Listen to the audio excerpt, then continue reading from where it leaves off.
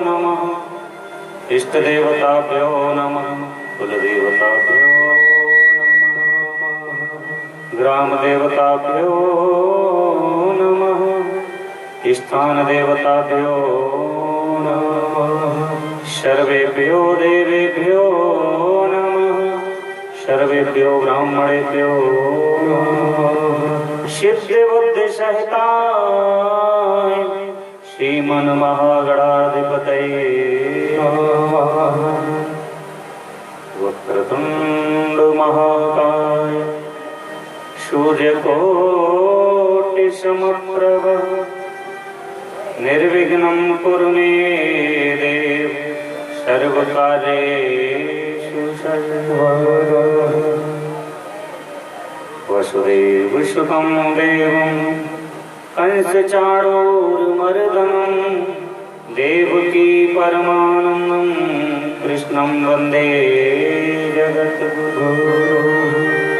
ध्यानमूलं गुरुर्मूर्ति पूजामूलं गुरुपदं मंत्रमूलं गुरुर्वाक्यं मोक्षमूलं गुरुः। चैतन्यं शाश्वतं शान्तं व्योमातीर्थं निरञ्जनं नागविन्दं कलातीर्थं तस्मै श्रीगुरुवे नमः। जयन्ती मङ्गलाकाली भद्रकाली कपालिनी दुर्गा क्षमा शिवा धात्री स्वाहा स्वधा नमोस्तुते। कर्पूरगौरं करुणावतारं संसारसारं भुजगेन्द्रहारं सदा वसन्तं हृदयारविन्दे भवं भवानी सहितं मनोजवं मारुततुल्यवेगं जितेन्द्रियं बुद्धिमतां वरिष्ठं वातात्मजं वानरयूथमुख्यं श्रीरामदूतं शरणं अतुलितबलधामं हेमशैलावदेहं धनुजवनकृशानं ज्ञाननामोऽग्रगण्यं सकलगुणनिधानं वानिराणामधीशं रघुपतिप्रियभक्तं वातजातं रामाय रामभद्राय रामचन्द्राय वेधसे रघुनाथाय नाथाय सीताय पतये नमः। आपदामहर्तारं दातारं सर्वसम्पदां लोकाभिरामं श्रीरामं भूयो भूयो नमाम्यहम्। लोकाभिरामं रणरङ्गधीरं राजीवनेत्रं रघुवंशनाथं कारुण्यरूपं करुणाकरं तं श्रीरामचन्द्रं शरणं प्रपद्ये। राधा मेरी स्वामिनी मेरी राधे जुपदास जन्म जन्म मोहि दीजियो ब्रज वृंदावन काज किए बड़देवन के तुम वीर महाप्रभु देख विचारो कौन सा संकट मोर गरीब को जो तुम सो नहीं जात है डारो। बेगी हरो हनुमान महाप्रभु जो कछु संकट होय हमारो को नहीं जानत है जग में कपि संकट मोचन नाम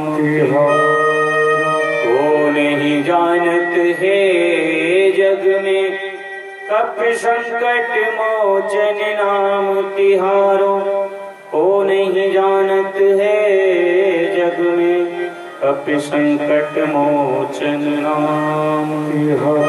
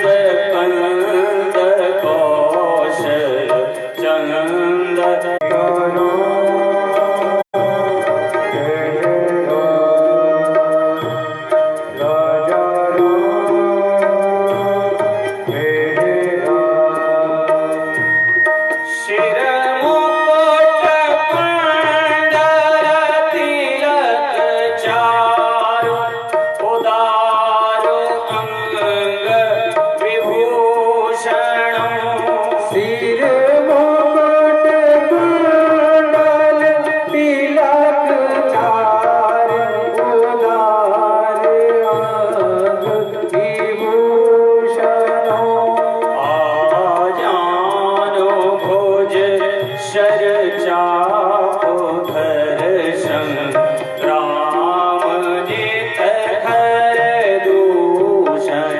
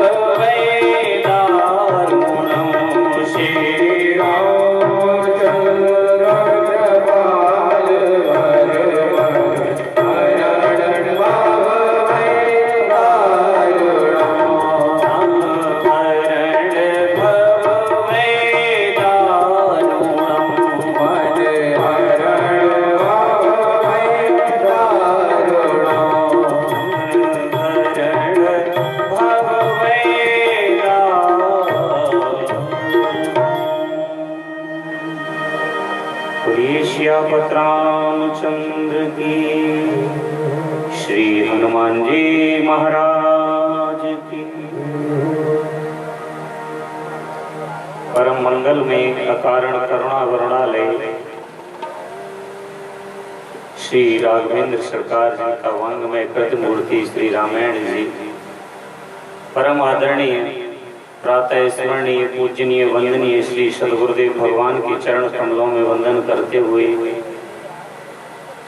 परम आदरणीय सभी संत समाज को वंदन करते हुए परम पूजनीय विप्र समाज को वंदन करते हुए दूर दराज से आए हुए सभी भक्तजनों का हार्दिक अभिनंदन करते हुए इस पांडाल में उपस्थित सभी लक्ष्मी स्वरूपा बहन बेटी पिता पुत्र इत्यादि की चरणों में वंदन करते हुए राघवेंद्र सरकार की सुंदर कथा को रस और अलंकारों से सजाने वाले सभी कलाकार बंधुओं का अभिनंदन करते हुए सर्वप्रथम आप सभी के लिए व्यासपीठ की तरफ से जय श्री सीताराम।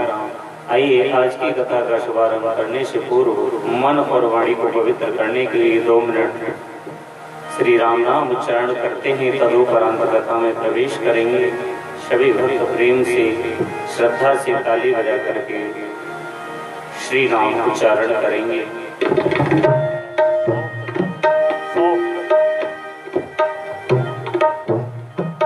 रघुपति राघव राजा राम पतित पावन सीताराम।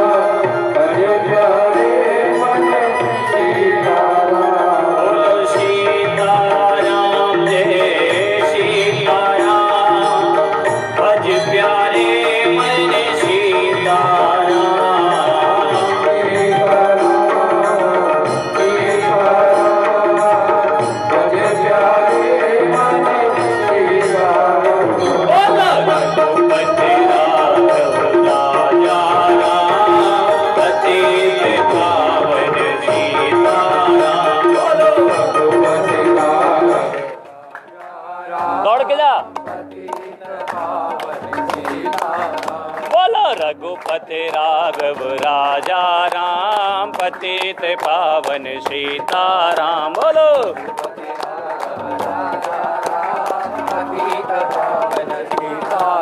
जय सीताराम जय सीताराम भज प्यारे मन सीताराम। सीताराम जय सीताराम भज प्यारे मन सीताराम। रघुपति राघव राजा राम, पतित पावन सीताराम। बोलो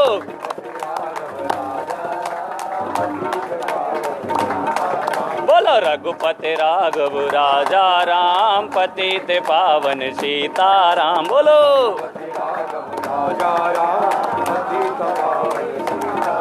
बोलो पतित पावन सीताराम,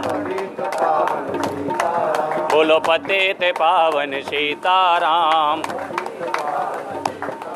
बोलो पतित पावन सीताराम, बोलो पतित पावन सीताराम, बोलो पतित पावन सीताराम, बोलो पतित पावन सीताराम, बोलो पतित पावन सीताराम।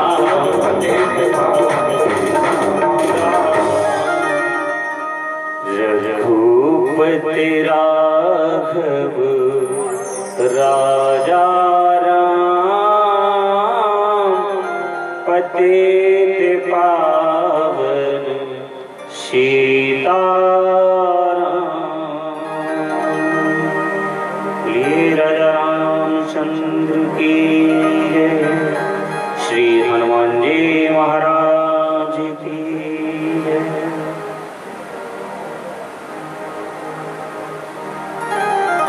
कल सायंकालीन सत्र में आप सभी ने श्रवण किया श्री हनुमान जी महाराज लंका में जाते हैं, रावण से वार्तालाप हुआ। रावण मृत्यु दंड देना चाहता है, लेकिन रावण के छोटे भ्राता श्री विभीषण जी महाराज आते हैं और कहते हैं दूत के साथ ऐसा अनुचित व्यवहार नहीं करना चाहिए, इसलिए इसको मृत्यु दंड न दे करके इसकी पूंछ में आग लगा दी जाए। क्योंकि बानर को पूंछ अपनी बहुत प्रिय हुआ करती है। कल आप सभी ने श्रवण किया श्री हनुमान जी महाराज की पूंछ काफी लंबी, क्योंकि किस प्रकार से लंबी हुई कल आपको अवगत कराया। श्री हनुमान जी महाराज हैं रुद्र के अवतार, और इस बार जब रुद्र का अवतार लेकर भोलेनाथ हनुमान जी के रूप में आए तो मां पार्वती की इच्छा थी साथ चलने की, कि मैं भी तुम्हारे साथ चलूंगी। भगवान भोले शंकर बोले हम आपको अपने साथ नहीं ले जा सकते। किस प्रकार ले जाएंगे? बोले आप किसका रूप धारण करके जाएंगे? भगवान भोले शंकर बोले इस बार हम बानर का रूप धारण करके जाएंगे। तो माँ पार्वती कहने लगी हम पूंछ बनकर आपके साथ चलेंगे। पूंछ बनकर के माँ पार्वती साथ में आई, काफी पूंछ को बढ़ा दिया और कहती है जितने भी लंका में कपड़ा था सब पूंछ पे लपेट दिया, तेल डाल दिया और पूंछ में आग लगा दी। कल आप सबने ये कथा श्रवण की और श्री हनुमान जी महाराज ने छोटा रूप धारण किया और कूद कूद करके सारी लंका को जला दिया। कल सबको श्रवण कराया, लोगों के मन में भ्रांति थी उस भ्रांति को दूर किया, क्योंकि लोगों के मन में वही शंका रहती है कि लंका सोने की थी और सोने में कभी आग नहीं लगती। तो कल आप सबको बताया श्री हनुमान जी महाराज के बारे में श्री तुलसीदास जी वर्णन करते हैं उलट पलट लंका सब जारी। उलट पलट करके किस प्रकार लंका जलाई कल आप सबको बताया। श्री शनिदेव महाराज पलटे बंधे हुए थे रावण के यहाँ पर, श्री हनुमान जी महाराज की निगाह पड़ी, श्री हनुमान जी महाराज ने खोल दिया शनिदेव को, और जब शनिदेव सीधे हुए तो शनिदेव ने अपनी वक्र दृष्टि रावण के ऊपर लंका में डाली। इस प्रकार से सारी लंका जल करके राख हुई। अब राख होने का मतलब ये नहीं है कि सोना जलता नहीं है, सोना जलने का उस जगह तात्पर्य नहीं दिया। श्री शनिदेव की दृष्टि पड़ने मात्र से श्री रावण जी महाराज के कुल का नाश हो गया, यही लंका का जलना था, न कि सोने की लंका के जलने का कहीं वर्णन आया है। इस प्रकार से श्री हनुमान जी महाराज लंका को जलाकर समुद्र में पूंछ को बुझाकर सीता माता से चूड़ामणि लेकर के राघवेंद्र सरकार के पास पहुंचते हैं। और इधर जब वानर लंका जला करके चला गया तो सिख की बात श्री विभीषण जी ने कहा, भैया आप सबने देख ही लिया राघवेंद्र कितने बलशाली हैं। इस बात के लिए भी कल आज मेरे पास एक चर्चा आ गई। हालांकि मैं कोशिश ये करता हूँ जितने भी शब्द हैं सब स्पष्टवादी होते चले जाएं, इससे शंका का कोई आगे प्रश्न ही नहीं रहे, लेकिन फिर भी लोग कर देते हैं शंका। आज शब्द आ गया, बोले बार बार व्यास जी राघवेंद्र राघवेंद्र कहते हैं, राघवेंद्र का मतलब क्या हुआ? मैं उसे आगे पास तुलसी में वहां भी यही प्रश्न आया, वहां तो राम जी को क्यों पुकारा जाता है, जरा इसके बारे में बताएं। तो राघवेंद्र का मतलब हुआ करता है, लोग कहते हैं व्यास जी बार बार राघवेंद्र कहते हैं, राम जी का स्वरूप ही राघवेंद्र है। पर्यायवाची शब्दों में जब हम राघवेंद्र को देखते हैं तो रघुकुल के अंतर्गत जितने भी राजा आते हैं उनको राघव के नाम से बुलाया जाता है, लेकिन राघवेंद्र रघुकुल के राजाओं के सिर मणि को मुकुट को इंद्र के समान चमकाने वाले जो हुए वो मेरे रामचंद्र जी हुए, इसलिए उनका नाम राघवेंद्र सरकार के नाम से बुलाया जाता है। लोग कहते हैं बार बार राघवेंद्र क्यों कहते हैं? राघवेंद्र इसलिए कहते हैं कि रघुकुल का जो वंश है उस रघुकुल को इंद्र से भी ऊंचे सिंहासन के समान चमकाने वाले भगवान मर्यादा पुरुषोत्तम राम थे, इसलिए उन्हें राघवेंद्र के नाम से सुसज्जित किया गया है। राघवेंद्र नाम जब आप पर्यायवाची पढ़ोगे और पढ़ने की तो बात ही है, उस दिन भी कहा था पर उपदेश कुशल बहुतेरे। दुनिया में सबसे कठिन भक्ति है और पहली भक्ति है, बोले क्या? बोले श्रवण। वैसे तो कहते हैं श्रवणम कीर्तनम विष्णु स्मरणम पाद सेवनम वंदनम अर्चनम वंदनम दास सख्य आत्मनिवेदनम। 9 प्रकार की भक्ति बताई है, लेकिन सबसे पहली भक्ति है श्रवण। वही बात आती है घूम फिर करके कि उपदेश देना बहुत सरल हुआ करता है, लेकिन श्रवण सुनना बहुत कठिन हुआ करता है। मानिए कोई किसी को सुनाए तो उसका जवाब तो तुरंत पलट करके बच्चे दे देते हैं, लेकिन बात हमारे शिख की है, उस बात को सुनना ये बहुत कठिन हुआ करता है। ये सबसे बड़ी कठिन भक्ति बताइए, बोले श्रवण। जो श्रवण कर लेगा उसे समझिए कि भक्ति की सीढ़ी पर उसने पैर रख दिया, और श्रवण करना आ गया तो आगे भक्ति की जो 8 सीढ़ियां और बचती हैं उन पर आगे बढ़ता चला जाएगा। और पहली सीढ़ी श्रवण अर्थात बर्दाश्त करना बड़ा मुश्किल हुआ करता है। अच्छा, उस दिन आपको अवगत कराया भगवान भोले शंकर ने विष का पान किया, तो विष का पान करने के बाद रा कहकर मुंह खोला और मुंह कहकर बंद कर दिया, विष को कंठ में रोक दिया। चाहते तो अंदर भी ले जाते, लेकिन अंदर नहीं ले गए। क्यों नहीं ले गए? क्योंकि अंदर जाकर के उनके इष्ट भगवान राम बैठे हुए हैं भगवान भोले शंकर के हृदय में। सोचने लगे अगर ये विष अंदर चला गया तो मेरे इष्ट को नुकसान हो सकता है। उसी प्रकार से श्रवण करके जवाब न देना, ये पहली भक्ति हुआ करती है। एक माता जी थी, क्योंकि कहती है दृष्टांतों से ही सिद्धांत समझ में आया करते हैं। एक माता जी थी, उनके पति देव थोड़ा कर्कश थे तो पति देव अगर कुछ कहा करते थे तो फिर वो भी माता जी शुरू हो जाया करती थी, और दोनों में द्वंद्व युद्ध हुआ करता था प्रतिदिन। जैसे ही पति देव ऑफिस से आए और दोनों में आते ही किसी न किसी छोटी बात को लेकर के द्वंद्व युद्ध शुरू हो जाया करता था। पास में एक पड़ोसन रहती थी, बड़े ध्यान से उनकी लड़ाई को सुना करती थी। पड़ोसियों का तो काम ही होता है, हाँ किसी के यहाँ तनिक सी बात चले तो पड़ोसी तुरंत कान लगा करके सुनते।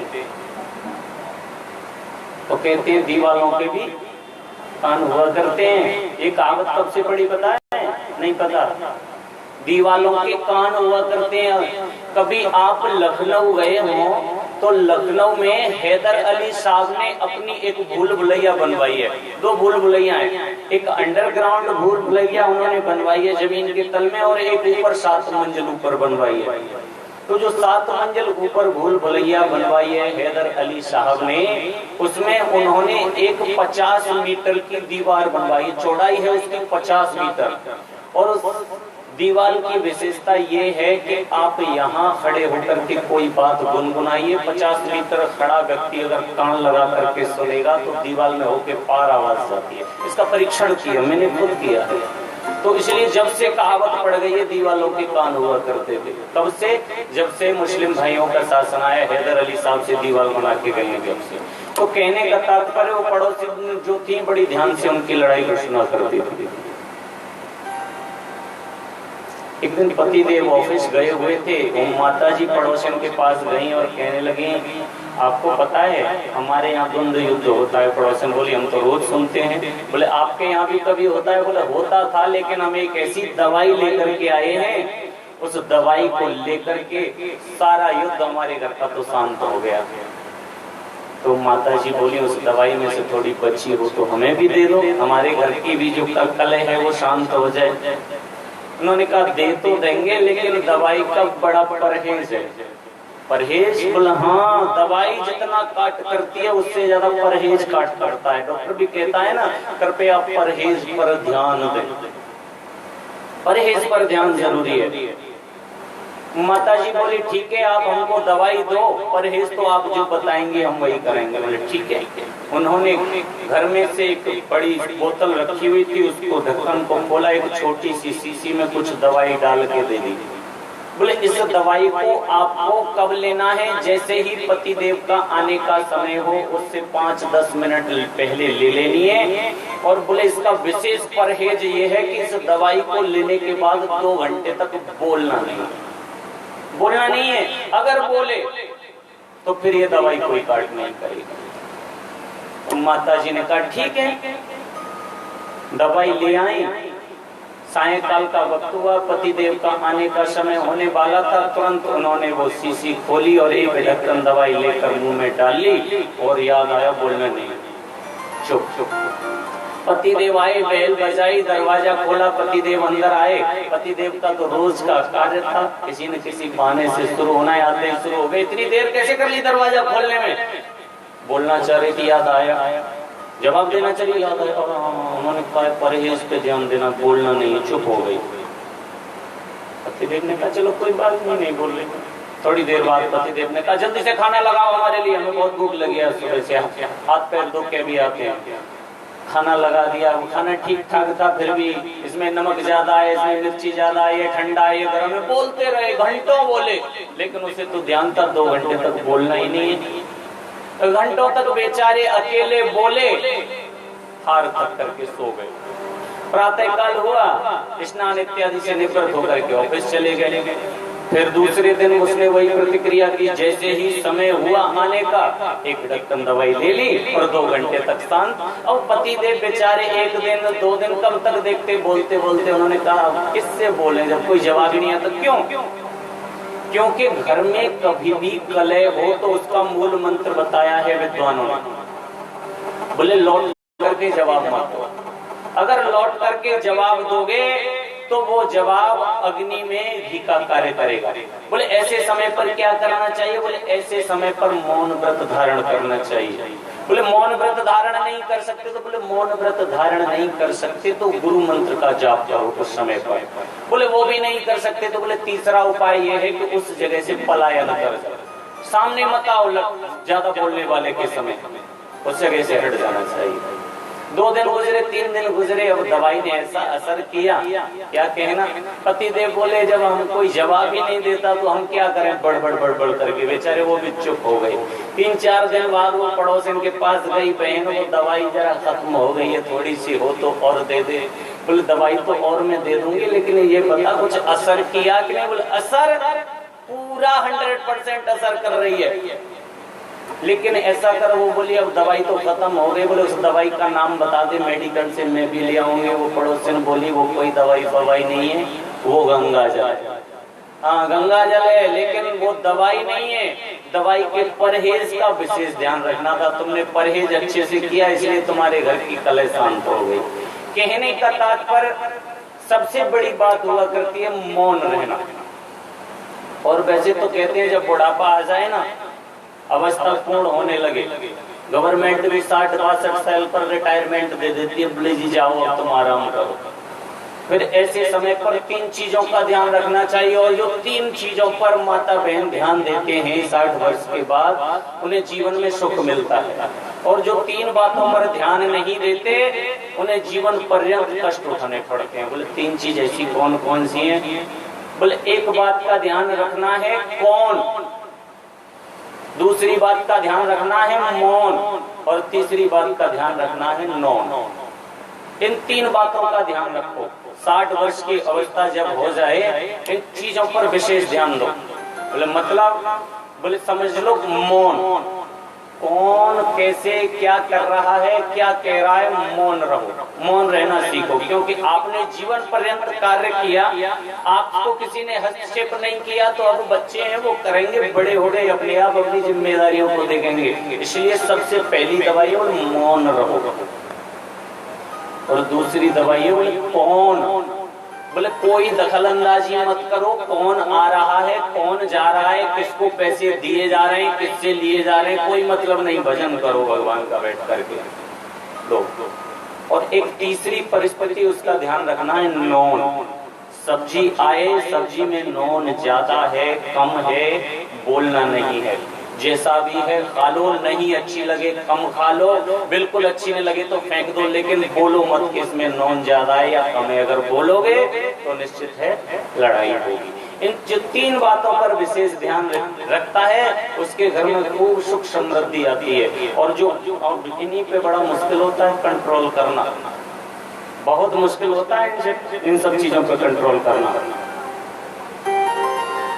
और जो कंट्रोल नहीं करते, उन्हीं के घर में कलह हुआ करती है।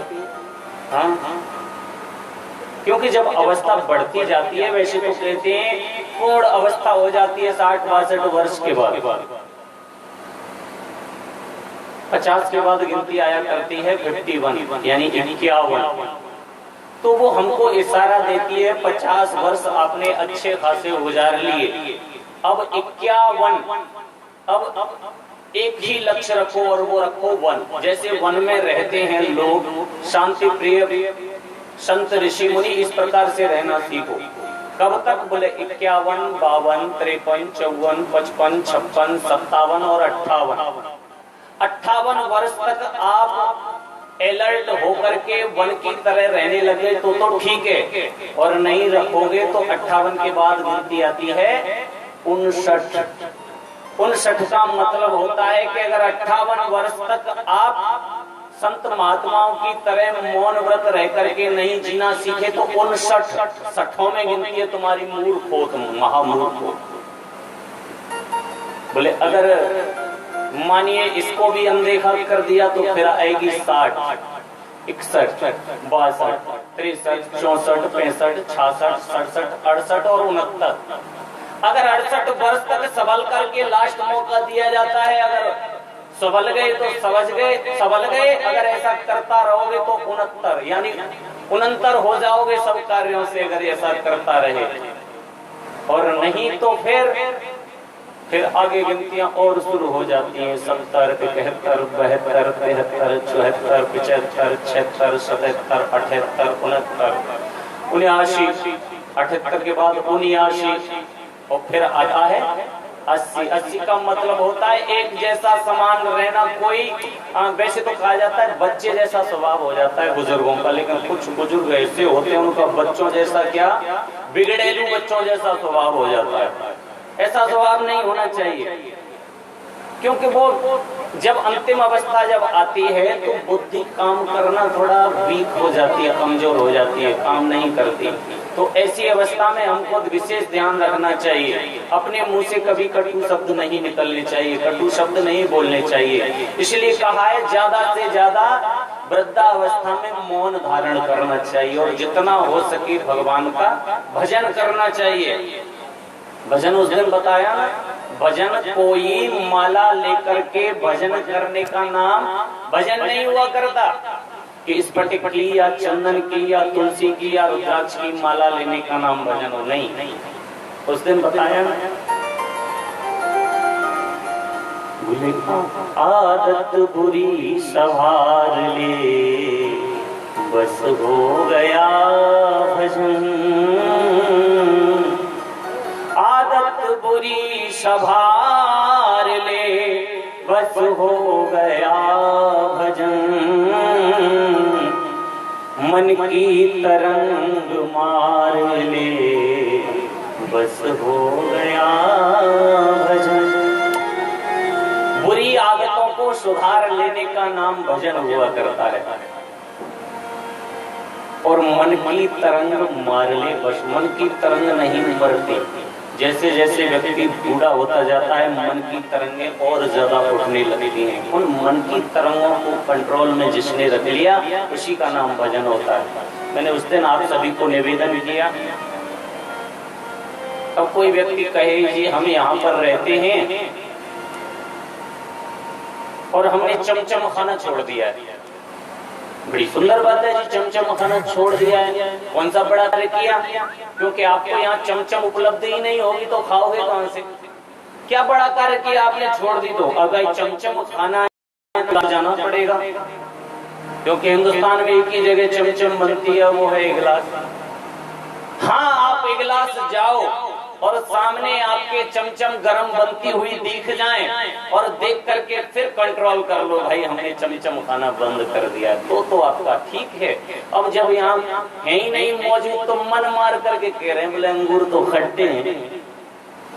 तो मन की तरंगों को मारने का नाम भजन हुआ करता है। सामने रखी हुई वस्तु की अवहेलना कर दें, वो भजन है। उस दिन बताया ना, तुझको बुरे बुरा कहे तू सुनकर कर क्षमा। अगर लोग तुम्हें बुरा कह रहे हैं, उस दिन आपको अवगत कराया मैंने। जीवन में अगर कुछ पाना है, भगवान की कृपा पानी है, तो उसको ये समझ लो, जब लोग तुमसे पागल कहने लग जाएं, तो भगवान की असीम अनुकंपा है। क्योंकि पागलों को ही भगवान के दर्शन हुआ करते हैं। और पागल जो सच्चे पागल हुआ करते हैं, कभी लौट करके जवाब नहीं देते किसी को, वो अपनी धुन में रहते हैं। तो कहने का तात्पर्य मन की तरंगों को मार लेने का नाम भजन हुआ करता है। कौन क्या कर रहा है, कैसे कर रहा है, कहा जाता है अवश्यम एव च भोक्तव्यम कृतं कर्म शुभाशुभ। 1 वर्ष नहीं, 2 वर्ष नहीं, 50 वर्ष नहीं, 1 जन्म नहीं, 2 जन्म नहीं, हजारों जन्म बीत जाएं, लेकिन जो करते हैं उसका भुगतान अवश्य करना पड़ता है। और हम आपको एक मामूली जीव हैं। श्री भीष्म पितामह को अपने 123 जन्म याद थे। जब भगवान से अंतिम समय में मिलन हुआ तो भगवान से सिर्फ एक ही प्रश्न किया भीष्म पितामह ने, क्या? बोले मैंने कभी जीवन में प्रभु ऐसा कोई कार्य नहीं किया जिसके कारण मुझे आज दुख भोगना पड़े, लेकिन आज मुझे दुख भोगना पड़ रहा है, क्या कारण है?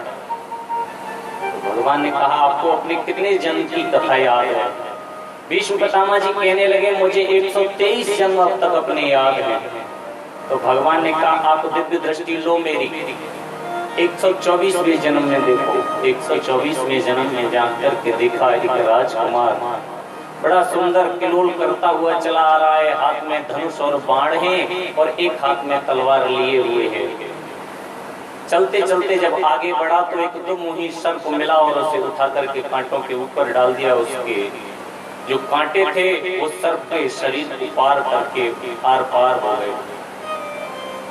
भगवान बोले अच्छी तरह से याद आया, ये 124वें जन्म में आपने ऐसा कृत्य किया है जिसके कारण आपको 124 जन्म बाद भुगतने के लिए आज मिला है।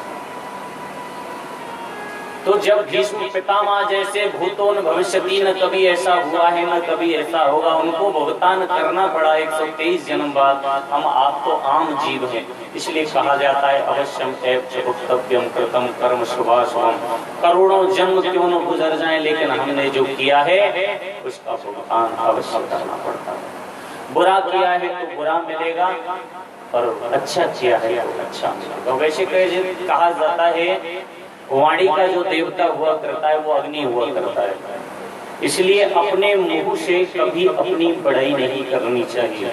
अगर अपने मुंह से हम अपनी बड़ाई करेंगे तो वाणी का देवता अग्नि हुआ करता है, हमारे पुण्य खत्म होते हुए चले जाते हैं, जल जाते हैं। हो सके जितना अपने मुंह से अपने अवगुणों का बखान करना चाहिए, क्योंकि अगर अवगुण बखान करेंगे तो अवगुण जल जाएंगे। इसलिए अपने मुंह से कभी बड़ाई नहीं करनी चाहिए। कहने का तात्पर्य श्री विभीषण जी महाराज ने लंकापति श्रीमान श्री रावण जी महाराज को समझाने का बहुत प्रयास किया, लेकिन श्री रावण जी महाराज नहीं मानते। श्री विभीषण जी महाराज अवगत कराते हैं, बोले 14 भुवन एक पति होई, भूत द्रोह तिष्ठै नहीं सोई।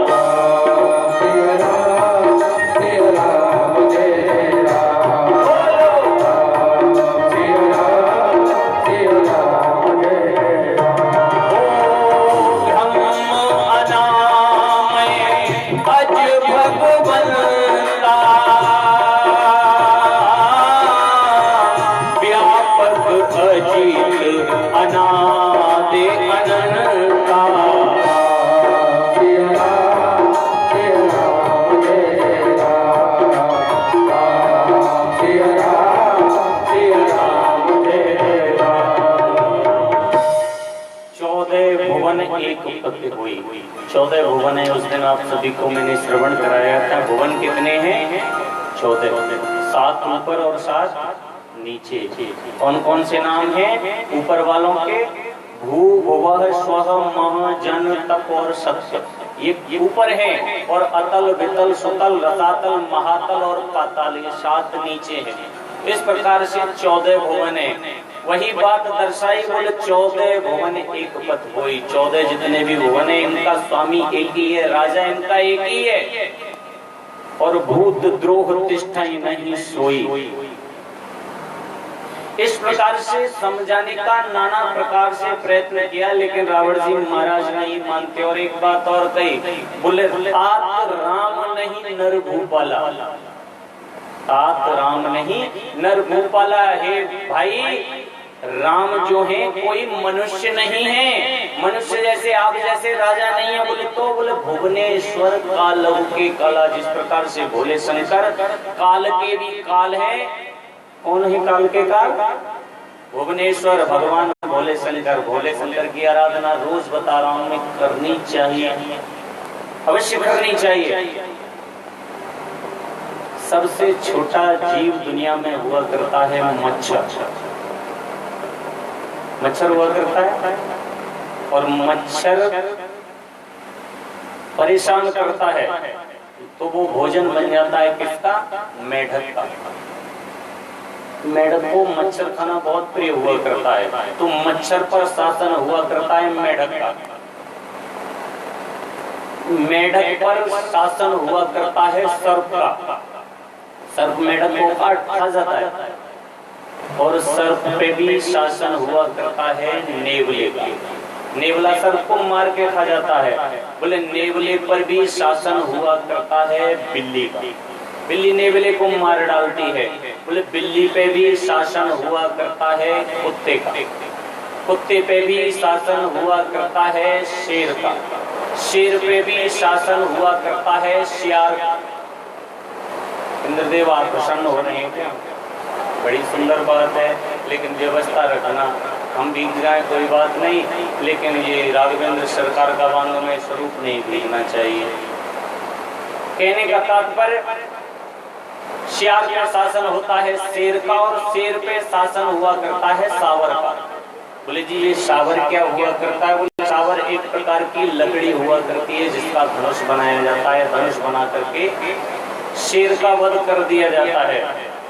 तो बोले वृक्ष होता है? बोले हाँ, वृक्ष पे शासन हुआ करता है हवा का, हवा पे शासन हुआ करता है पहाड़ों का, और पहाड़ों पे शासन हुआ करता है वज्र का, और वज्र पे शासन हुआ करता है इंद्र का, और इंद्र पे शासन हुआ करता है काल का, और काल पे शासन हुआ करता है महाकाल का। इसीलिए कहा है तात राम नहीं नर भूपाला और भुवनेश्वर काल के काला। इसलिए भगवान भोले शंकर की आराधना अवश्य करनी चाहिए। बनती रही है।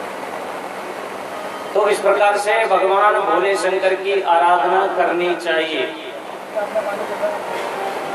इसके बाद समझाने के बाद नाना प्रकार से समझाया, लेकिन श्री रावण जी महाराज नहीं मानते। और जब रावण जी महाराज नहीं मानते, जब नाना प्रकार से समझाया तो श्री रावण जी महाराज ने विभीषण को ही लात मारी। बोले सुनत दसानन उठा रे साई, कल तो है निकट मृत्यु अब आई। खड़े हुए कि तेरी मृत्यु निकट आ गई है, तू मेरे पास रहता है, मेरा दिया हुआ खाता है, और मुझी को तू शिक्षा दे रहा है। नाना प्रकार से समझाने की कोशिश की, लेकिन नहीं समझते, नहीं मानते, तो लात मार करके निकाल देते हैं।